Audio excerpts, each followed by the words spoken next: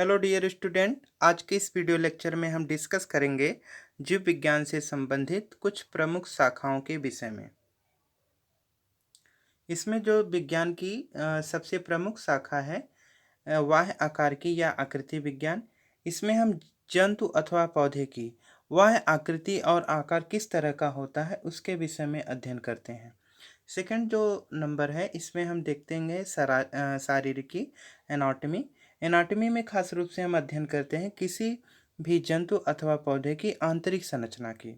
और जो तीसरी शाखा है ऊतक विज्ञान हिस्टोलॉजी, इसमें हम कोशिकाओं से जो मिलकर ऊतक का निर्माण होता है और ऊतक से किस तरह का अंगों का विकास होता है या किस तरह के जीवों का विकास होता है और उसका सूक्ष्मदर्शी के द्वारा कैसे अध्ययन किया जाता है, इन सब के विषय में हम लोग अध्ययन करते हैं। चौथे नंबर पे हम डिस्कस करते हैं कोशिका विज्ञान साइटोलॉजी की। तो साइटोलॉजी में हम क्या देखते हैं कि जो कोशिकाएं होती हैं उनकी सूक्ष्मदर्शी संरचना कैसी होती है। सूक्ष्मदर्शी के द्वारा अगर देखेंगे तो उसमें केंद्रक का स्ट्रक्चर कैसा होता है, बाकी कोशिकांगों का स्ट्रक्चर कैसा होता है, कोशिकाएं होती किस तरह की हैं, उनकी रचना या उनकी कार्य की किस तरह से कार्य करती है, कि इन समस्त चीज़ों से विषय में हम देख पाते हैं। पाँचवें नंबर पे हम डिस्कस करेंगे कि जो केंद्रक विज्ञान होता है, तो केंद्रक जैसा कि आप जानते हैं कोशिका की खोज रॉबर्ट हुक ने किया था और केंद्रक की खोज रॉबर्ट ब्राउन नामक साइंटिस्ट ने 1831 में किया था।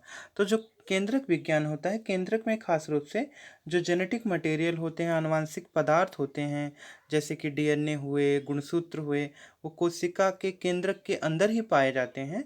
तो वो किस तरह से आनुवांशिक लक्षणों को एक पीढ़ी से दूसरी पीढ़ी में ट्रांसफ़र करते हैं या किस तरह से वो कोशिका में सेल डिवीजन को प्रमोट करने का काम करते हैं, इससे संबंधित अध्ययन हम केंद्रक विज्ञान कैरियोलॉजी के अंतर्गत करते हैं। छठवें नंबर पे हम बात करेंगे शरीर क्रिया विज्ञान फिजियोलॉजी। तो फिजियोलॉजी में हम किसी जंतु अथवा पौधे के शरीर के अंदर जो मेटाबॉलिक एक्टिविटी होती हैं, विटॉल एक्टिविटीज़ होती हैं, उससे संबंधित अध्ययन करते हैं। उसके शरीर के अंदर जो रासायनिक और भौतिक क्रियाएं होती रहती हैं लगातार, उनसे संबंधित अध्ययन हम फिजियोलॉजी के अंतर्गत करते हैं। सातवें नंबर पे हम बात करेंगे वर्गीकरण विज्ञान टैक्सोनॉमी की। तो टैक्सोनॉमी में आप जानते हैं वर्गीकरण अर्थात बंटवारे से संबंधित है। इसमें खास रूप से क्या किया जाता है, संसार के जितने भी जीवधारी होते हैं, वो चाहे जंतु हों अथवा पौधे हों, उनको कई भागों में बांट दिया जाता है और उन प्रत्येक भागों का हम क्रमबद्ध तरीके से अध्ययन करते हैं। जिसमें सबसे जो अच्छा वाला तरीका है अभी तक का, वो आर.एच. विटकर का 5 किंगडम ऑफ क्लासिफिकेशन दिया गया है, वो हम लोग इसी में वर्गीकरण विज्ञान के अंतर्गत पढ़ते हैं। तो आपको ये भी पता होगा कि जो लीनियस हैं इन्हें फादर ऑफ टैक्सोनॉमी वर्गीकरण विज्ञान का जनक भी कहा जाता है। इसी कड़ी में हम देखेंगे पारिस्थितिकी इकोलॉजी क्या होती है। तो पारिस्थितिकी में हम क्या करते हैं, जंतु अथवा पौधे का उसके वातावरण से संबंधों का अध्ययन करते हैं, या फिर वातावरण का जंतु और पौधे से क्या संबंध होता है, इस चीज़ का अध्ययन करते हैं। तो इसमें खास रूप से जो जीवधारी होते हैं और वातावरण होते हैं उनके बीच का जो रिलेशन होता है, उसे हम लोग इकोलॉजी के अंतर्गत पारिस्थितिकी के अंतर्गत डिस्कस करते हैं। इसी कड़ी में हम बात करते हैं आनुवंशिकी की, जेनेटिक्स की। तो जेनेटिक्स जैसा कि आप जानते हैं, इसमें हम खास रूप से पढ़ते हैं कि जो माता पिता के लक्षण होते हैं वो कैसे उनकी संततियों में ट्रांसफ़र होते हैं, वो एक पीढ़ी से दूसरी पीढ़ी में कैसे ट्रांसफ़र होते हैं, इस बात का अध्ययन हम लोग आनुवंशिकी जेनेटिक्स के अंतर्गत करते हैं। इसी कड़ी में हम देखेंगे भ्रूण विज्ञान एम्ब्रियोलॉजी के विषय में।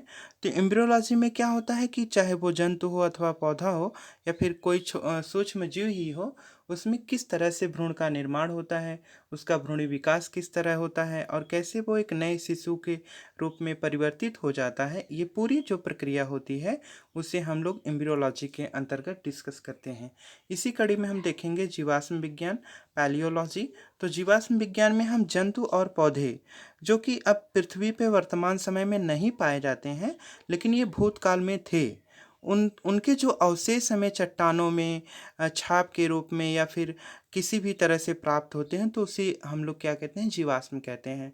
तो जो जंतुओं के जीवाश्म प्राप्त होते हैं उन्हें पैलियोजूलॉजी, और जो वनस्पतियों के जीवाश्म प्राप्त होते हैं उन्हें पैलियोबॉटनी के नाम से जाना जाता है, या फिर उनका अध्ययन हम लोग पैलियोजूलॉजी और पैलियोबॉटनी के अंतर्गत करते हैं।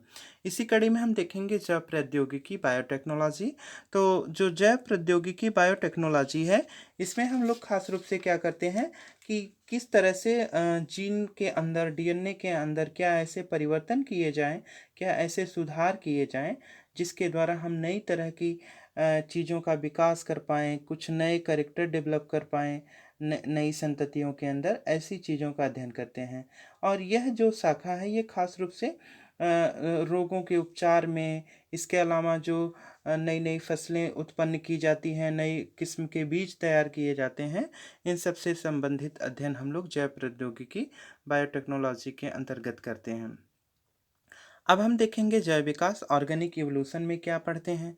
तो ऑर्गेनिक इवोल्यूशन में तो पृथ्वी पे सबसे पहले प्रोकैरियोटिक एक कोष के जीवों की उत्पत्ति हुई, और धीरे धीरे क्रमिक विकास के होते हुए लगभग 2.5 से 3 करोड़ वर्षों में पूरी पृथ्वी पे क्या होता है कि नए नए जीवों का विकास होता है। तो हमारी पृथ्वी का जो जीवन काल है, पूरा जो ब्रह्मांड है, इसका जो जीवन काल है वो माना जाता है कि 10 अरब वर्षों का है, जिसमें से 5 अरब वर्ष लगभग बीत चुके हैं।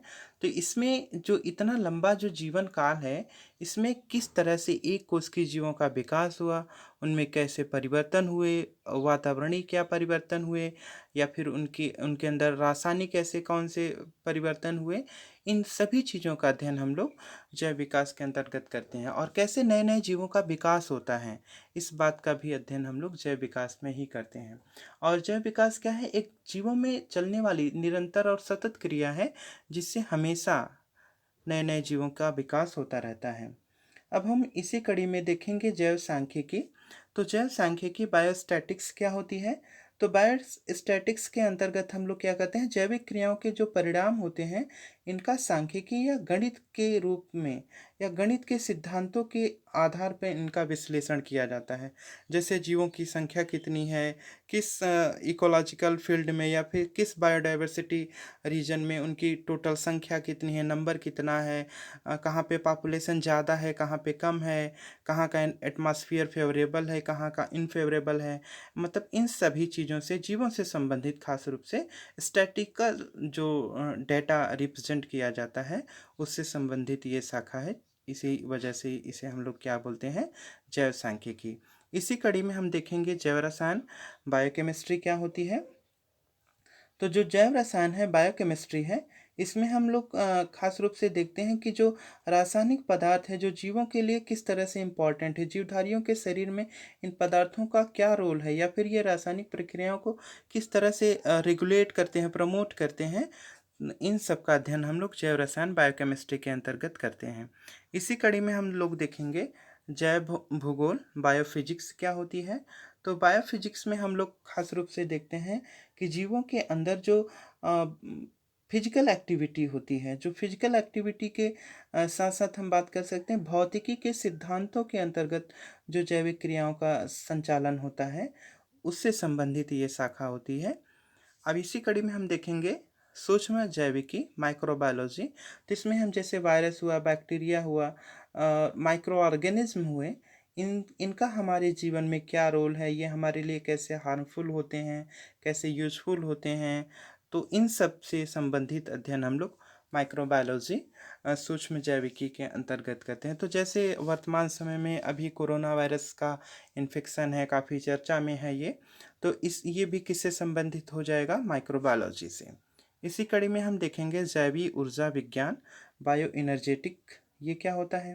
तो इसके अंतर्गत हम देखते हैं जीवों में जो ऊर्जा का प्रवाह होता है, या फिर जो ऊर्जा का स्थानांतरण होता है, इन सब चीज़ों का अध्ययन हम लोग जैवी ऊर्जा विज्ञान, मतलब जीवों के शरीर के अंदर जो ऊर्जा का आदान प्रदान या स्थानांतरण होता है, उससे संबंधित ये जीव विज्ञान की शाखा है। अब हम बात करेंगे जीव विज्ञान की कुछ विशिष्ट शाखाएं जो केवल पौधों से ही संबंधित हैं। तो इसमें सबसे पहली शाखा जो है, इसमें हम देखेंगे वन संवर्धन या वन विद्या। सिल्वीकल्चर या फॉरेस्ट्री ये क्या होता है? तो सिल्वीकल्चर या फॉरेस्ट्री जो होता है इसमें हम ऐसी चीज़ों का अध्ययन करते हैं कि किस तरह से वनों का विकास किया जाए, उनकी देख-रेख कैसे हो, उनकी संख्या में किसी भी तरह की कमी ना हो, जो जैव विविधता है वो हमारी बनी रहे, या फिर वृक्षों का जो हमारे लिए इम्पोर्टेंस है, उनकी संख्या कम ना होने पाए वगैरह-वगैरह, ऐसी चीज़ों के विषय में हम देखते रहते हैं। अब हम बात करेंगे फल संवर्धन पोमोलॉजी। तो इसमें हम देखते हैं कि फलों का विकास कैसे होता है। ज़्यादा जो मतलब फ्लावरिंग प्लांट्स होते हैं जिनमें फल लगते हैं, तो ऐसा क्या करें हम कि हमें बड़े पैमाने पे जो फल हैं वृक्षों में वो लगें, और हमें हमारी जो इकोनॉमिकल प्रॉब्लम है या फिर हमारी जो फूड रिलेटेड प्रॉब्लम है, सिक्योरिटी प्रॉब्लम है, वो सॉल्व हो। तो इससे संबंधित ये शाखा है जीव विज्ञान की, जिसे हम पोमोलॉजी कहते हैं। इसी कड़ी में हम देखेंगे उद्यान विज्ञान, हॉर्टिकल्चर। अब ये जो उद्यान विज्ञान हॉर्टिकल्चर है, इसमें हम क्या करते हैं कि ये जो पुष्प और फल देने वाले जो वृक्ष होते हैं, उनके विषय में हम लोग खास रूप से इस शाखा के अंतर्गत अध्ययन करते हैं। इसी कड़ी में हम देखेंगे मृदा विज्ञान, पीडोलॉजी। तो इसमें हम मृदा नाम से क्लियर है, तो मिट्टी वृक्षों के लिए या फिर मानव जीवन के लिए या अन्य जीवों के लिए किस तरह से महत्वपूर्ण है, या कहाँ की मिट्टी किस तरह के फसलों के लिए, वृक्षों के लिए अच्छी है, ऐसा अध्ययन जो हम करेंगे वो हम लोग पेडोलॉजी के अंतर्गत करते हैं। इसी कड़ी में हम देखेंगे जीवाणु विज्ञान, बैक्टीरियोलॉजी। तो जो जीवाणु होते हैं इनका अध्ययन हम लोग बैक्टीरियोलॉजी के अंतर्गत करते हैं। तो जीवाणु भी हमारे लिए हार्मफुल और यूज़फुल दोनों होते हैं, तो इनका अध्ययन हम लोग इस शाखा में करेंगे। इसी कड़ी में हम देखेंगे कवक विज्ञान, माइकोलॉजी। तो कवक आप जानते हैं ज़्यादातर ये पैरासाइट ही होते हैं। तो ये किसी जंतु या पौधे पे टोटली पार्शियली डिपेंड होते हैं, और ये भी हमारे लिए कुछ मतलब खाने योग्य होते हैं, कुछ महत्वपूर्ण होते हैं, और कुछ कवक ऐसे भी होते हैं जो हमारे लिए काफ़ी हानिकारक होते हैं और कई तरह के असाध्य रोगों को जन्म देने का भी कार्य करते हैं। इसी कड़ी में हम देखेंगे शैवाल विज्ञान, फाइकोलॉजी। तो जो शैवालों का अध्ययन किया जाता है, मैंने आपको बताया था कि जो शैवालें होती हैं वो खास रूप से क्या करती हैं, पृथ्वी पे सबसे ज़्यादा फोटोसिंथेसिस करने का काम करती हैं। तो प्रकाश संश्लेषण की क्रिया सबसे ज़्यादा शैवालों के द्वारा ही होती है। तो शैवालों के अध्ययन को हम लोग क्या कहते हैं, फाइकोलॉजी। अब आपको ये भी पता होगा कि जो 5 किंगडम ऑफ क्लासिफिकेशन किया गया है आर.एच. व्हिटकर का, उसमें शैवालों को मोनेरा में भी रखा गया है, प्रोटिस्टा में भी रखा गया है, और प्लांटी जगत में भी रखा गया है। तो ये एक्सेप्शन है 5 किंगडम ऑफ क्लासिफिकेशन का, कि शैवालों का कोई एक किंगडम फिक्स नहीं है कि इसे किस जगत में रखा जाए, मोनेरा में, प्रोटिस्टा में, या फिर पादप जगत में। तो ऐसा इस वजह से भी है क्योंकि शैवालें जो होती हैं वो प्रोकैरियोटिक नेचर की, एक कोश की नेचर की भी होती हैं, और उसके साथ साथ यूकैरियोटिक नेचर की, एक कोश की भी होती हैं, और साथ ही ये बहुकोश की और यूकैरियोटिक नेचर की भी होती हैं। तो इस तरह से इसमें 3 कैटेगरी आ जाती है। तो जो मोनेरा से संबंधित है उसे हम लोग इसमें रख देते हैं मोनेरा किंगडम में, और कुछ को प्रोटिस्टा में, बाकी जो ज़्यादा विकसित शैवालें होती हैं उसको हम लोग प्लांटी जगत में पढ़ते हैं। इसी कड़ी में हम देखेंगे स्पर्मोलॉजी।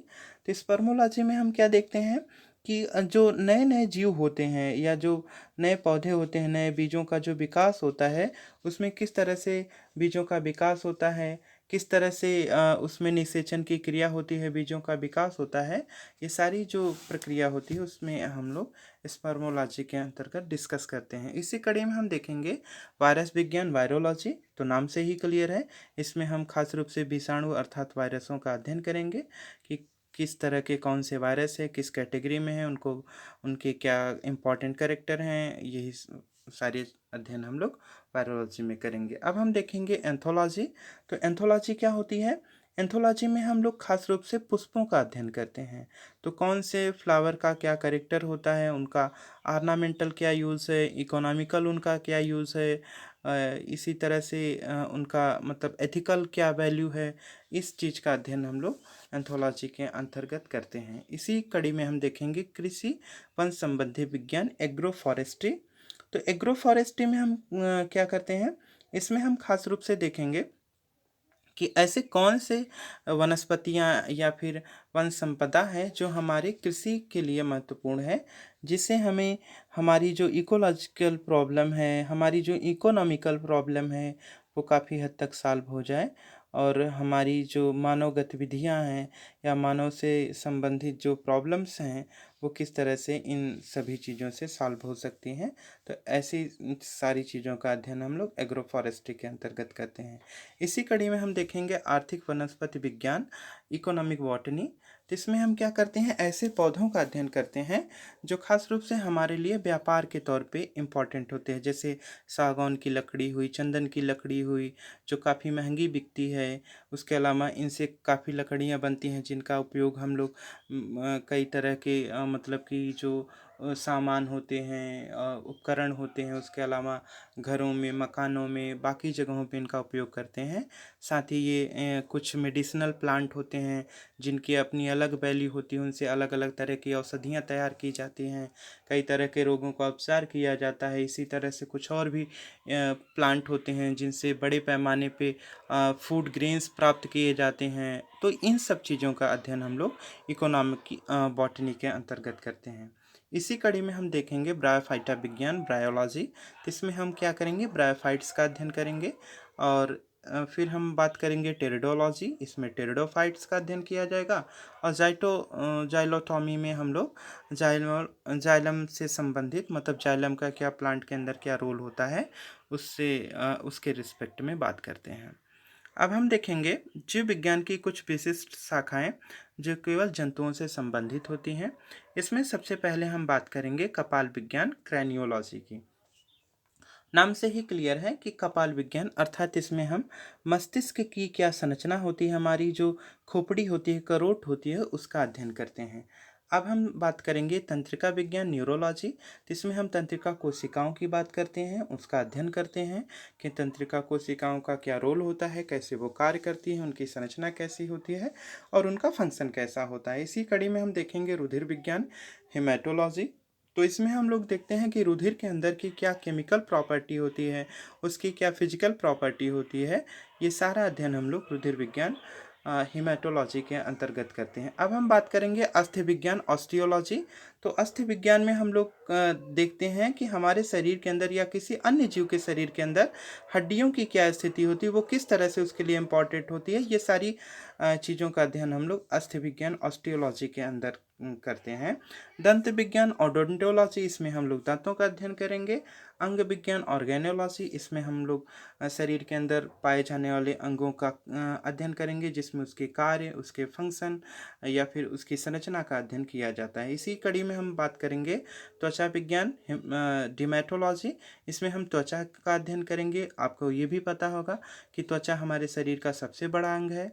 दूसरे ये अगर बाहरी अंग की बात करें और इसी कड़ी में अगर हम यकृत की बात करें तो वो भी हमारे शरीर का सबसे बड़ा अंग है, लेकिन त्वचा जो होगा वो शरीर का सबसे बड़ा अंग है। नासा विज्ञान, नासा विज्ञान ऐसा नहीं है कि ये कोई इसमें हम सैटेलाइट या फिर ऐसा कुछ अध्ययन करेंगे, ये जीव विज्ञान से संबंधित है।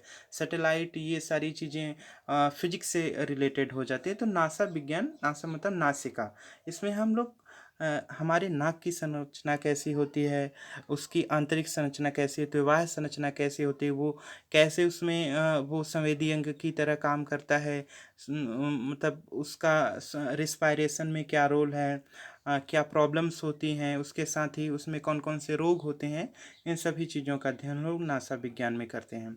मस्तिष्क विज्ञान, फ्रेनोलॉजी, इसमें हम लोग देखते हैं कि हमारे शरीर के में जो सबसे महत्वपूर्ण भाग हमारा ब्रेन होता है, मस्तिष्क होता है। तो मस्तिष्क हमारे लिए कैसे इम्पोर्टेंट रोल प्ले करता है या उसका क्या फंक्शन या क्या रोल होता है हमारे जीवन काल में, उससे संबंधित अध्ययन हम लोग मस्तिष्क विज्ञान, फ्रेनोलॉजी के अंतर्गत करते हैं। अब हम बात करेंगे सुजनन की, यूजेनिक्स की। तो यूजेनिक्स में हम लोग क्या कर देखते हैं कि जो जेनेटिक्स है, जेनेटिक्स में कुछ ऐसे भी प्रॉब्लम्स होती हैं, आपने देखा होगा, कुछ आनुवंशिक बीमारियां होती हैं, रोग होते हैं जो माता पिता को होते हैं, वो अगली संतानों में ट्रांसफ़र हो जाते हैं, वो खानदानी कुछ बीमारियां होती हैं। तो ऐसी बीमारियों को कैसे दूर किया जाए और ये बीमारियां किन कारणों से होती हैं, इन सब का अध्ययन हम लोग सुजननिकी में करते हैं। तो खास रूप से इसमें हम लोग देखते हैं कि जो जेनेटिकल प्रॉब्लम्स होती हैं, डिजीज होते हैं, बीमारियां होती हैं, उनको किस तरह से दूर किया जाए। सुजीवनिकी, यूथेनिक्स, तो इसमें जीवन जीवन लगा हुआ है। तो मतलब मानव जीवन या किसी जीवधारी का जो जीवन होगा, जीवन काल होगा, उस जीवन काल को कैसे पालन पोषण के आधार पे कैसे एक अच्छे एटमॉस्फेयर से कैसे सुधारा जा सकता है, इससे संबंधित अध्ययन हम लोग यूथेनिक्स के अंतर्गत करते हैं। इसी कड़ी में हम देखेंगे यूफेनिक्स क्या होता है। तो यूफेनिक्स में हम लोग देखते हैं कि कोशिकाओं के अंदर जो जीन होता है, तो कोशिकाओं के अंदर तो पहले तो केंद्रक होगा, केंद्रक के अंदर गुणसूत्र होंगे और गुणसूत्रों में डीएनए होंगे, डीएनए पर जीन होंगे। तो जो जीन होगा, जीन से आरएनए, आरएनए से प्रोटीन का संश्लेषण, किस तरह से ये पूरी प्रक्रिया होती है और मानव जाति की उन्नति में ये क्या रोल प्ले करते हैं, इन सब का अध्ययन हम लोग यूफेनिक्स के अंतर्गत करते हैं। इसी कड़ी में हम देखेंगे परजीवी विज्ञान, पैरासाइटोलॉजी के अंतर्गत। तो पैरासाइटोलॉजी, तो ऐसे कौन से परजीवी हैं, पैरासाइट्स हैं, वायरस हैं, बैक्टीरिया हैं, फंगस हैं या फिर दूसरे माइक्रो ऑर्गेनिज्म हैं, वो किस तरह के जीवों पे या प्लांट्स पे डिपेंड करते हैं और क्या उनका रोल होता है, इसका अध्ययन हम लोग पैरासाइटोलॉजी के अंतर्गत करते हैं। अब हम बात करेंगे सीरम विज्ञान, सीरोलॉजी की। तो जो सीरोलॉजी होती है, सीरम विज्ञान होता है, इसमें हम लोग ब्लड के अंदर का जो सीरम होता है, मतलब जो पीला वाला भाग होता है, तो उसका हम लोग स्टडी करते हैं कि उसमें कौन कौन से उसकी केमिकल प्रॉपर्टी होती है, उसकी क्या फिजिकल प्रॉपर्टी होती है और वो किस तरह से हमारे लिए इम्पॉर्टेंट होता है और उसकी स्टडी करने से हम किन किन रोगों का पता कर सकते हैं। ये सारी चीज़ें, मतलब खास रूप से जो रुधिर का जो सीरम होता है, उसका अध्ययन इस विज्ञान के अंतर्गत किया जाता है। बस आज के लिए इतना ही। इसी के साथ ये चैप्टर समाप्त होता है। अब हम अगली कड़ी में बात करेंगे नेक्स्ट लेसन की। तब तक के लिए धन्यवाद। That's all. Have a nice day.